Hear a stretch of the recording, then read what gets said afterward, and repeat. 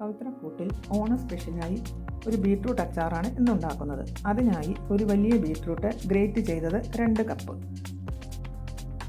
1/4 cup ഇഞ്ചി അരിഞ്ഞത്, 4 പച്ചമുളക് വട്ടത്തിലരിഞ്ഞത്, 1/4 കപ്പ് വെളുത്തുള്ളി അരിഞ്ഞത്, ആവശ്യത്തിന് കറിവേപ്പില, 1/4 ടീസ്പൂൺ മഞ്ഞൾപ്പൊടി, 1 ടേബിൾ സ്പൂൺ മുളക് പൊടി, 2 ടേബിൾ സ്പൂൺ കാശ്മീരി മുളക് പൊടി, 1/4 ടീസ്പൂൺ കായപ്പൊടി, 1/4 ടീസ്പൂൺ ഉലുവപ്പൊടി, 1/2 കപ്പ് നല്ലെണ്ണ, 1/2 കപ്പ് വിനീഗർ. ചട്ടി നല്ലവണ്ണം ചൂടായ ശേഷം അതിലേക്ക് എണ്ണ ഒഴിച്ചു കൊടുക്കുക.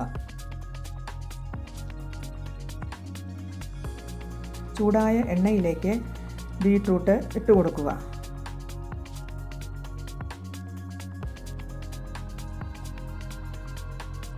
ബീട്രൂട്ട് നല്ലവണ്ണം വഴറ്റി കൊടുക്കുക.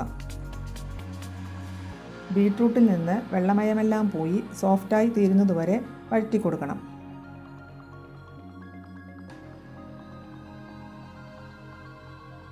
സോഫ്റ്റായി കഴിഞ്ഞ ബീട്രൂട്ട് എണ്ണയിൽ നിന്നും കോരി മാറ്റാവുന്നതാണ്.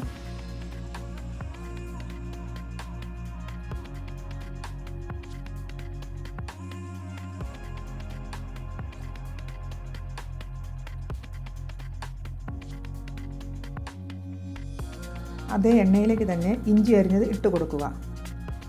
നല്ലപോലെ വഴറ്റുക. പച്ചമുളകും ചേർത്ത് കൊടുക്കുക.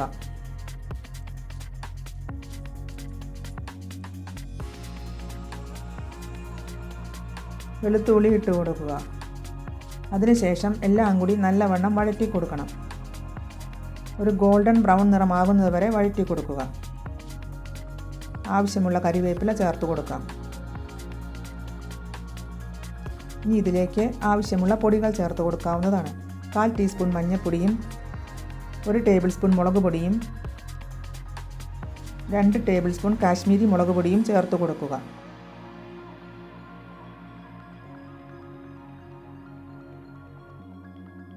പൊടികളുടെ എല്ലാം പച്ചമണം മാറുന്നത് വരെ വഴറ്റി കൊടുക്കണം.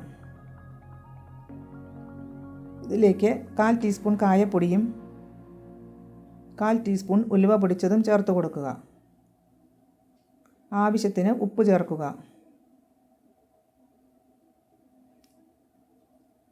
എല്ലാം കൂടി നല്ലവണ്ണം ഇളക്കി യോജിപ്പിക്കുക. അതിലേക്ക് 1/2 കപ്പ് വിനീഗർ ചേർത്ത് കൊടുക്കുക.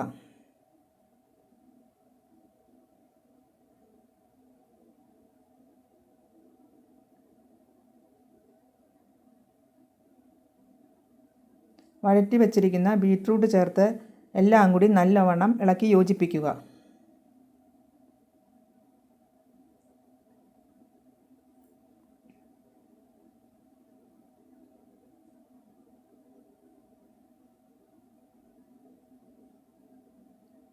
ഇതിലേക്ക് 1/4 ടീസ്പൂൺ പഞ്ചസാരയും കൂടി ചേർത്ത് കൊടുക്കുക. വിനാഗിരി ചേർത്തത് കൊണ്ട് പുളി കൂടുന്നുണ്ടെങ്കിൽ കുറച്ചുകൂടി ഉപ്പ് ചേർത്ത് കൊടുക്കാവുന്നതാണ്.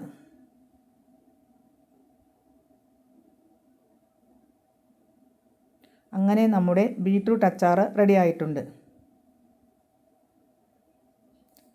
ചൂടാറിയ ശേഷം